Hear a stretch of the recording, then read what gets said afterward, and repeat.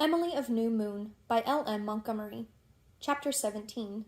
Living Epistles. Dear Father, oh, I have such an exciting thing to tell you. I have been the heroine of an adventure. One day last week, Ilse asked me if I would go and stay all night with her because her father was away and wouldn't be home till very late, and Ilse said she wasn't frightened, but very lonesome. So I asked Aunt Elizabeth if I could. I hardly dared hope, dear father, that she would let me, for she doesn't approve of little girls being away from home at night, but to my surprise she said I could go very kindly. And then I heard her say in the pantry to Aunt Laura, "It is a shame the way the doctor leaves that poor child so much alone at nights. It is wicked of him." And Aunt Laura said, "The poor man is warped. You know he was not a bit like that before his wife." And then, just as it was getting interesting, Aunt Elizabeth gave Aunt Laura a nudge and said, "Shh, little pitchers have big ears." I knew she meant me, though my ears are not big, only pointed. I do wish I could find out what Ilse's mother did. It worries me after I go to bed. I lie awake for ever so long thinking about it. Ilse has no idea. Once she asked her father, and he told her, in a voice of thunder, never to mention that woman to him again. And there is something else that worries me too.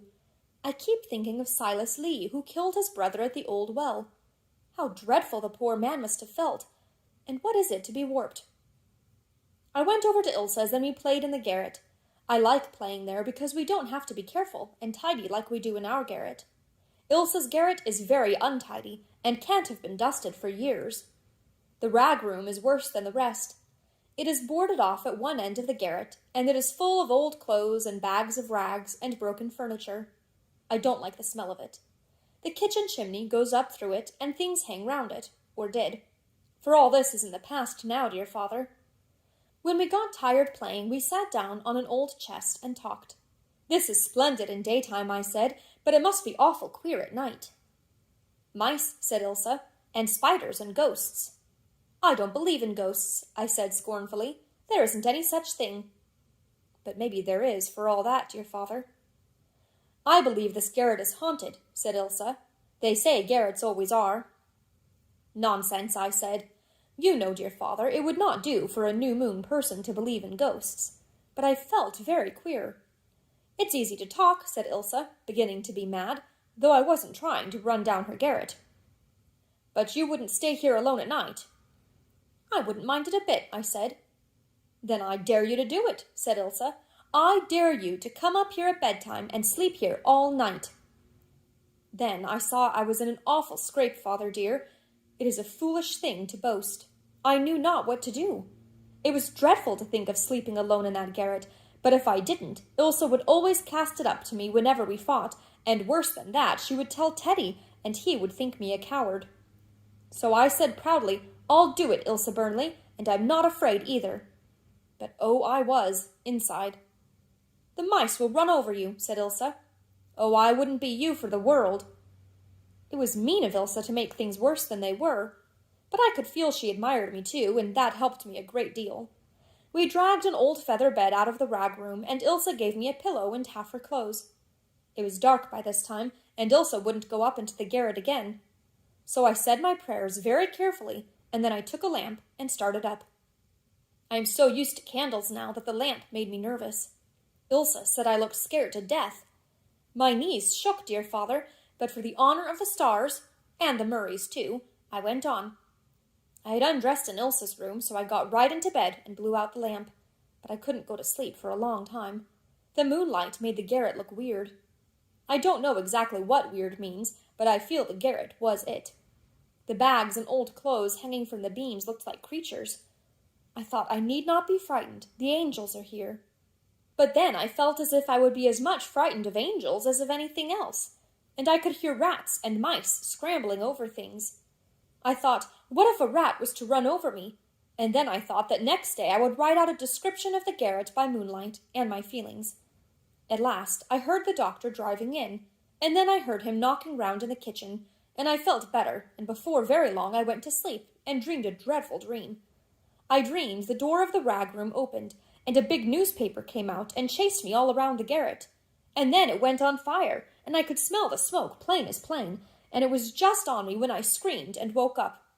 I was sitting right up in bed, and the newspaper was gone, but I could smell smoke still. I looked at the rag room door, and smoke was coming out under it, and I saw firelight through the cracks of the boards.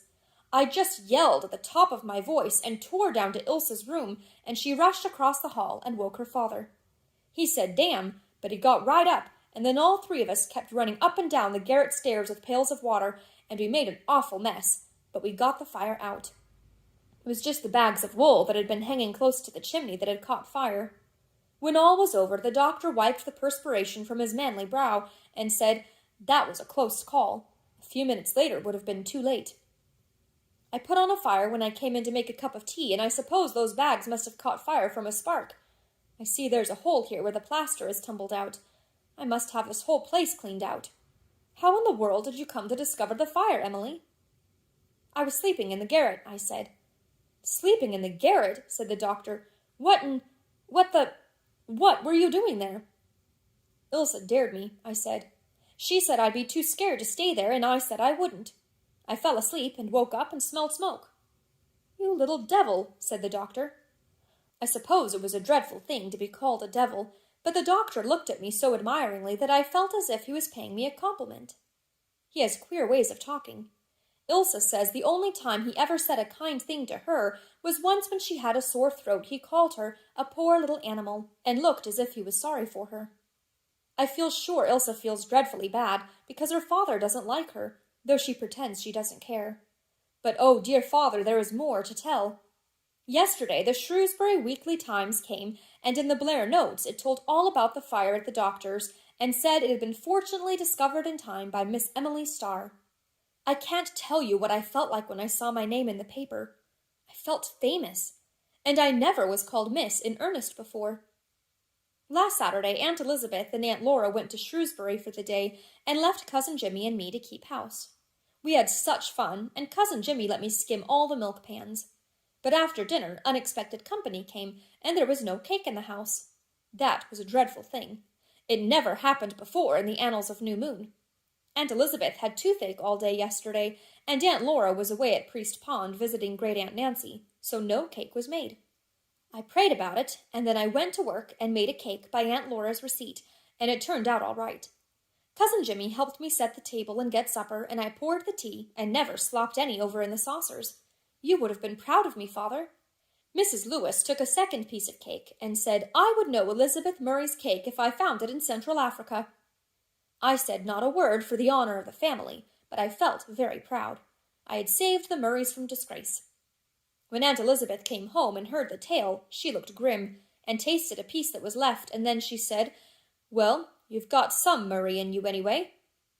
That is the first time Aunt Elizabeth has ever praised me. She had 3 teeth out, so they will not ache any more. I'm glad for her sake. Before I went to bed, I got the cookbook and picked out all the things I'd like to make. Queen pudding, sea foam sauce, black-eyed Susans, pigs in blankets. They sound just lovely. I can see such beautiful fluffy white clouds over Lofty John's bush. I wish I could soar up and drop right into them. I can't believe they would be wet and messy like Teddy says. Teddy cut my initials and his together on the monarch of the forest, but somebody has cut them out. I don't know whether it was Perry or Ilsa. Miss Brownell hardly ever gives me good deportment marks now, and Aunt Elizabeth is much displeased on Friday nights, but Aunt Laura understands. I wrote an account of the afternoon when Miss Brownell made fun of my poems, and put it in an old envelope, and wrote Aunt Elizabeth's name on it, and put it among my papers. If I die of consumption, Aunt Elizabeth will find it, and know the rights of it, and mourn that she was so unjust to me. But I don't think I will die, because I'm getting much fatter, and Ilsa told me she heard her father tell Aunt Laura I would be handsome if I had more color. Is it wrong to want to be handsome, dearest father? Aunt Elizabeth says it is, and when I said to her, "Wouldn't you like to be handsome, Aunt Elizabeth?" she seemed annoyed about something. Miss Brownell has had a spite at Perry ever since that evening, and treats him very mean. But he is meek, and says he won't kick up any fuss in school because he wants to learn and get ahead. He keeps saying his rhymes are as good as mine, and I know they are not, and it exasperates me. If I do not pay attention all the time in school, Miss Brownell says I suppose you are composing poetry, Emily, and then everybody laughs. No, not everybody. I must not exaggerate. Teddy and Perry and Ilsa and Jenny never laugh. It is funny that I like Jenny so well now, and I hated her so that first day in school. Her eyes are not piggy, after all. They are small, but they are jolly and twinkly. She is quite popular in school. I do hate Frank Barker. He took my new reader and wrote in a big, sprawly way all over the front page, "Steal not this book for fear of shame, for on it is the owner's name. And when you die, the Lord will say, Where is the book you stole away? And when you say you do not know, the Lord will say, Go down below." That is not a refined poem, and besides, it is not the right way to speak about God. I tore out the leaf and burned it, and Aunt Elizabeth was angry, and even when I explained why, her wrath was not appeased. Ilse says she is going to call God Allah after this. I think it is a nicer name myself. It is so soft, and doesn't sound so stern. But I fear it's not religious enough. May 20. Yesterday was my birthday, dear father. It will soon be a year since I came to New Moon. I feel as if I had always lived here. I have grown 2 inches. Cousin Jimmy measured me by a mark on the dairy door. My birthday was very nice. Aunt Laura made a lovely cake and gave me a beautiful new white petticoat with an embroidered flounce. She had run a blue ribbon through it, but Aunt Elizabeth made her pull it out. Aunt Laura also gave me that piece of pink satin brocade in her bureau drawer. I've longed for it ever since I saw it, but never hoped to possess it. Ilse asked me what I meant to do with it, but I don't mean to do anything with it. Only keep it up here in the garret with my treasures, and look at it because it is beautiful. Aunt Elizabeth gave me a dictionary. That was a useful present. I feel I ought to like it. You will soon notice an improvement in my spelling, I hope. The only trouble is when I am writing something interesting, I get so excited it is just awful to have to stop and hunt up a word to see how it is spelled. I looked up wean in it, and Miss Brownell was right. I did not know what it really meant. It rhymed so well with sheen, and I thought it meant to behold or see, but it means to think. Cousin Jimmy gave me a big, thick, blank book. I'm so proud of it. It will be so nice to write pieces in. But I will still use the letter bills to write to you, dear father, because I can fold each one up by itself and address it like a real letter. Teddy gave me a picture of myself. He painted it in watercolors and called it the Smiling Girl. I look as if I was listening to something that made me very happy. Ilse says it flatters me. It does make me better looking than I am, but not any better than I would be if I could have a bang. Teddy says he is going to paint a real big picture of me when he grows up. Perry walked all the way to Shrewsbury to get me a necklace of pearl beads and lost it. He had no more money, so he went home to Stovepipe Town and got a young hen from his Aunt Tom and gave me that. He is a very persistent boy. I am to have all the eggs the hen lays to sell the peddler for myself. Ilse gave me a box of candy. I am only going to eat 1 piece a day to make it last a long time. I wanted Ilse to eat some, but she said she wouldn't because it would be mean to help eat a present you had given, and I insisted, and then we fought over it, and Ilse said I was a caterwauling quadruped, which was ridiculous, and didn't know enough to come in when it rained. And I said I knew enough to have some manners at least. Ilse got so mad she went home, but she cooled off soon and came back for supper. It is raining tonight, and it sounds like fairies' feet dancing over the garret roof. If it had not rained, Teddy was going to come down and help me look for the lost diamond. Wouldn't it be splendid if we could find it? Cousin Jimmy is fixing up the garden. He lets me help him, and I have a little flower bed of my own. I always run out first thing every morning to see how much the things have grown since yesterday. Spring is such a happifying time, isn't it, Father? The little blue people are all out round the summer house. That is what Cousin Jimmy calls the violets, and I think it is lovely. He has names like that for all the flowers. The roses are the queens, and the June lilies are the snow ladies, and the tulips are the gay folk, and the daffodils are the golden ones, and the china asters are my pink friends. Mike the Second is here with me, sitting on the windowsill. Mike is a smee cat. Smee is not in the dictionary. It is a word I invented myself. I could not think of any English word which just describes Mike the Second, so I made this up. It means sleek and glossy and soft and fluffy all in one, and something else besides that I can't express. Aunt Laura is teaching me to sew. She says I must learn to make a hem on muslin that can't be seen. Tradition. I hope she will teach me how to make point lace some day. All the Murrays of New Moon have been noted for making point lace. I mean all the women Murrays. None of the girls in school can make point lace. Aunt Laura says she will make me a point lace handkerchief when I get married. All the new moon brides had point lace handkerchiefs except my mother, who ran away. But you didn't mind her not having one, did you, Father? Aunt Laura talks a good bit about my mother to me, but not when Aunt Elizabeth is around. Aunt Elizabeth never mentions her name. Aunt Laura wants to show me Mother's room, but she has never been able to find the key yet, because Aunt Elizabeth keeps it hid. Aunt Laura says Aunt Elizabeth loved my mother very much. You would think she would love her daughter some, wouldn't you? But she doesn't. She is just bringing me up as a duty. June 1. Dear Father, this has been a very important day. I wrote my first letter. I mean the first letter that was really to go in the mail. It was to Great Aunt Nancy, who lives at Priest Pond and is very old. She wrote Aunt Elizabeth and said I might write now and then to a poor old woman. My heart was touched, and I wanted to. Aunt Elizabeth said, "We might as well let her." And she said to me, "You must be careful to write a nice letter, and I will read it over when it is written. If you make a good impression on Aunt Nancy, she may do something for you." I wrote the letter very carefully, but it didn't sound a bit like me when it was finished. I couldn't write a good letter when I knew Aunt Elizabeth was going to read it. I felt paralyzed. June 7. Dear Father, my letter did not make a good impression on Great Aunt Nancy. She did not answer it, but she wrote Aunt Elizabeth that I must be a very stupid child to write such a stupid letter. I feel insulted, because I am not stupid. Perry says he feels like going to Priest Pond and knocking the daylights out of Great Aunt Nancy. I told him he must not talk like that about my family, and anyhow, I don't see how knocking the daylights out of Great Aunt Nancy would make her change her opinion about me being stupid.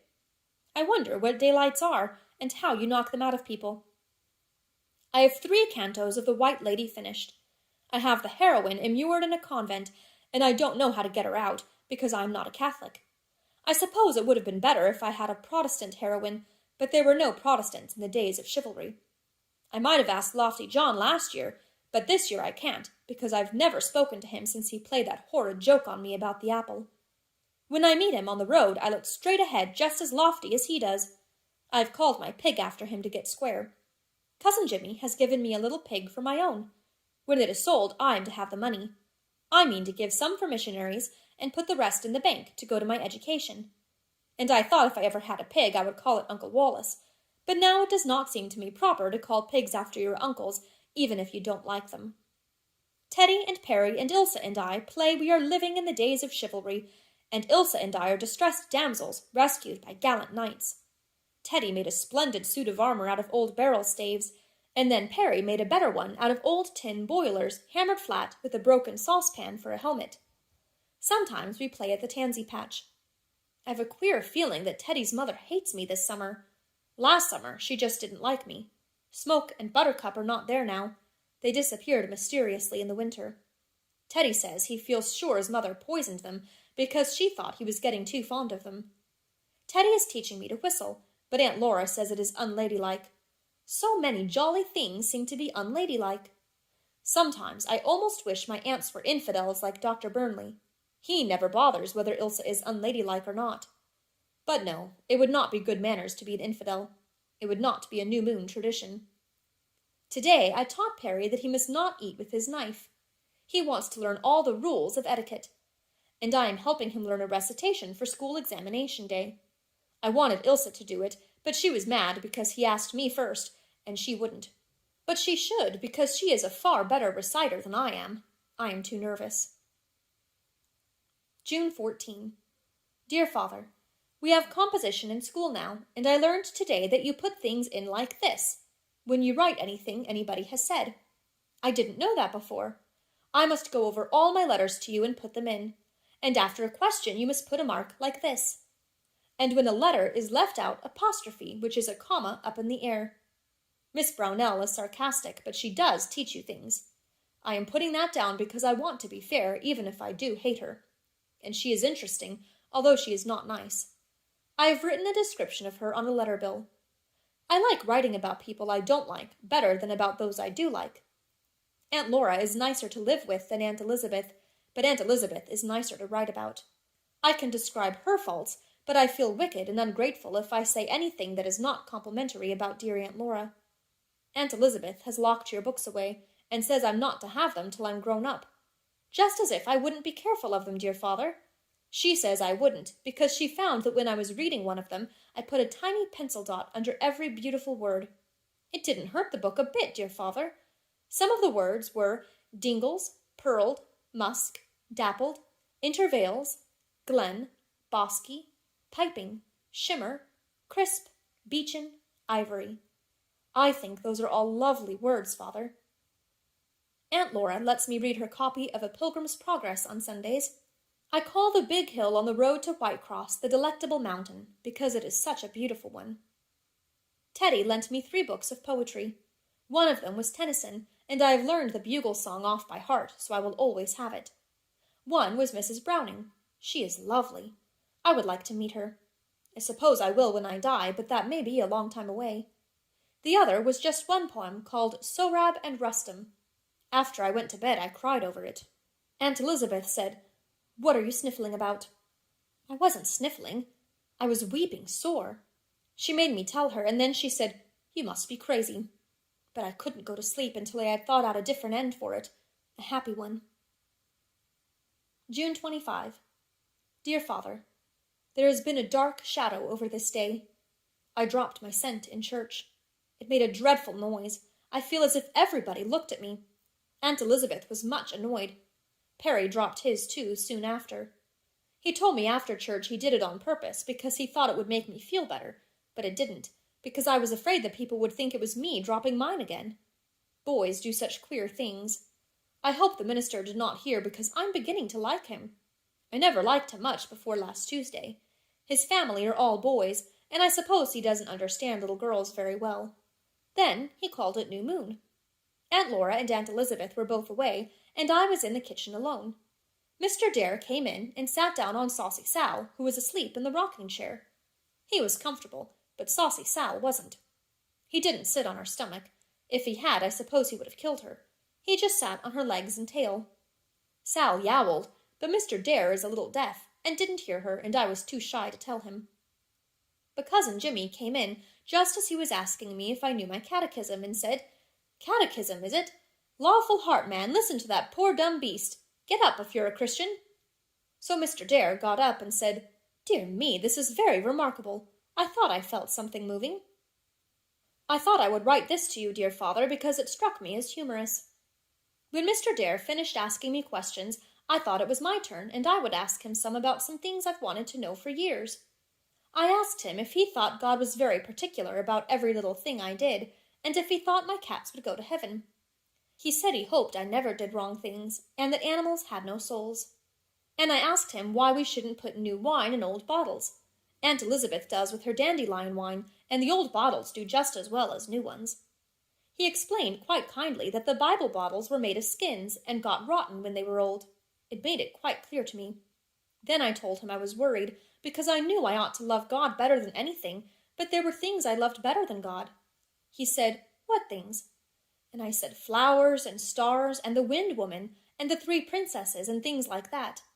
And he smiled and said, "But they are just a part of God, Emily. Every beautiful thing is." And all at once I liked him ever so much and didn't feel shy with him any more. He preached a sermon on heaven last Sunday. It seemed like a dull place. I think it must be more exciting than that. I wonder what I will do when I go to heaven, since I can't sing. I wonder if they will let me write poetry. But I think church is interesting. Aunt Elizabeth and Aunt Laura always read their Bibles before the service begins, but I like to stare around and see everybody and wonder what they are thinking of.